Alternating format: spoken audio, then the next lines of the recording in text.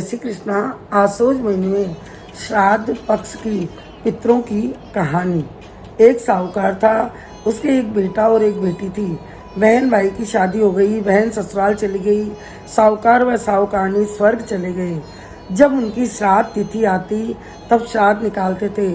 भाई बहन व भांजे भांजी को खाना खाने बुलाते, लेकिन उसकी पत्नी ननद को देखकर खुश नहीं होती थी।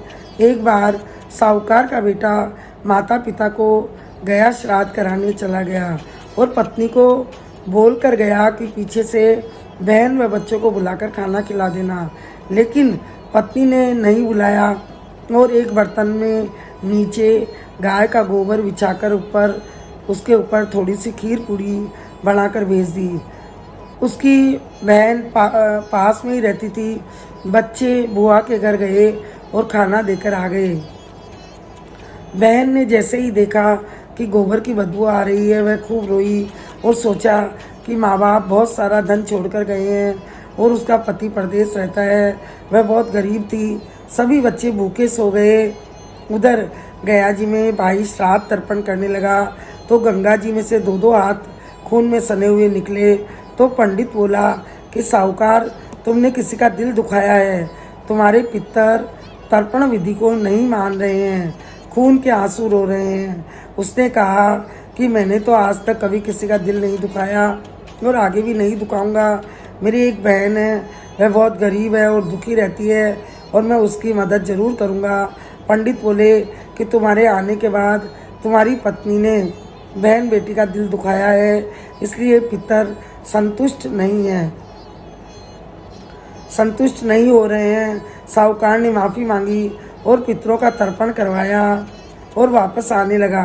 रास्ते में पहले बहन के घर गया और खाने पीने का सारी सामग्री, पहनने के वस्त्र वगैरह सब देकर आया। ये देखकर बहन बहुत खुश हुई और बातों बातों में पता लगा लिया। भाई ने बहन के बच्चों से पूछा, बच्चों को खाने पर बुलाया क्या? बच्चों ने सारी बात मामा को बता दी और वह दुखी हुआ। रास्ते में सोचता रहा कि बहन की मदद कैसे की जाए और पत्नी को पता भी ना चले।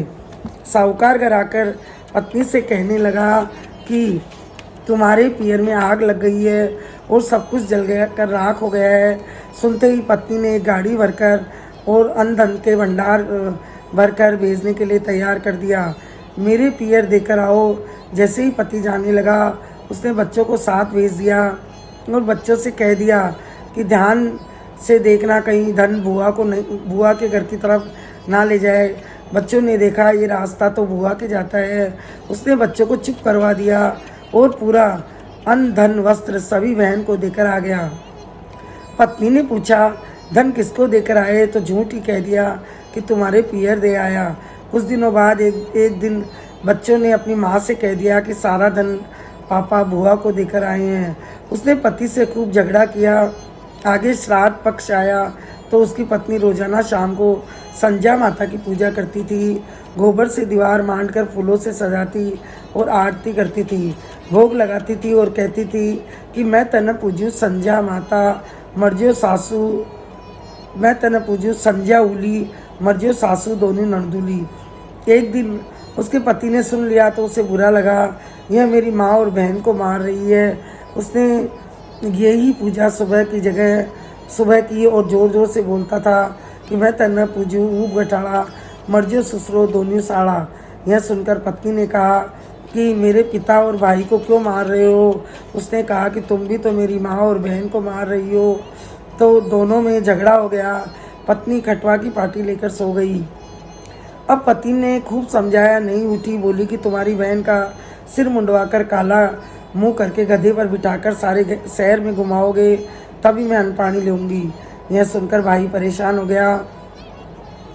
सोचा मेरी बहन तो पहले से ही बहुत दुखी है, वह गरीब है। उससे सोचा कि मैं इसकी माँ को ही ले आता हूँ। वह ससुराल गया और सासू से कहा कि आपकी बेटी की तबीयत खराब है। खूब इलाज करवाया मगर फ़ायदा नहीं है। आखिर पढ़े लिखे पंडितों को बुलाकर पूछा तो बताया कि इसकी माँ का सिर मुंडवाकर मुंह काला करके गधे पर बिठाकर नगर फेरी कराओ तो बेटी की तबीयत ठीक हो जाएगी। इतना सुनते ही माँ तैयार हो गई। माँ ने तुरंत सिर मुंडवा कर मुंह काला करके गधे पर बैठकर घर आ गई और घर से पत्नी को बोला कि उठो, मेरी बहन को ले आया।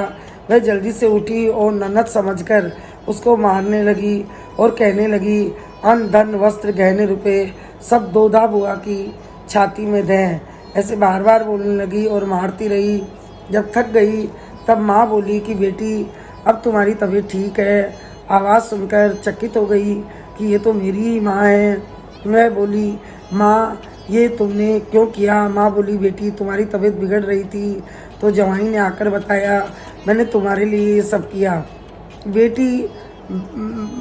बेटी बाल तो वापस आ जाएंगे, मुंह अभी साफ कर लूँगी। पत्नी डंडा लेकर मारने लगी तो पति ने हाथ पकड़कर डांटा कि खूब दिन हो गए तुम्हें अपनी मनमानी करते। अब मैं समझ गया हूँ कि देख मर्द की फेरी कि माँ तेरी की बहन मेरी। तुमने कैसे समझ लिया कि मैं मेरी बहन की ऐसी दशा करके लाऊंगा? यह सब तुम्हें समझाने के लिए किया था। तुमने मेरे जाने के बाद बहन को खूब कष्ट दिया था, इसलिए पितरों का तर्पण भी अधूरा रह गया। अब मुझे वापस गया जी जाना पड़ेगा। कभी भी बहन बेटी के साथ ऐसा बर्ताव नहीं करना चाहिए। पत्नी ने पाँव पकड़कर माफ़ी मांगी और संकल्प लिया कि कभी स्वप्न में भी किसी का बुरा नहीं करूँगी। धन तो आज है कल नहीं, लेकिन बुरे कर्मों का फल जरूर भोगना पड़ता है। साहूकार का बेटा वापस गया श्राद्ध कराने। अब की बार सारे पितर खूब खुश हुए और तर्पण विधि अच्छी प्रकार से हो गई और उसको सब आशीर्वाद दिया। उसको खूब आशीर्वाद दिया। उसके घर में अपार धन संपत्ति हो गई। इसलिए कभी भी किसी का दिल नहीं दुखाना चाहिए। खुश होकर पितरों का श्राद्ध करना चाहिए। वह प्रेम से भोजन खिलाना चाहिए। इस तरह परिवार में प्यार बढ़ता है। वह घर में सुख शांति बनी रहती है और पितर देवता भी खुश होकर अपने परिवार को, अपने बेटे पोतों को खूब आशीर्वाद देते हैं और घर में खूब भंडार भरे रहते हैं। बोलिए पितर भगवान की जय।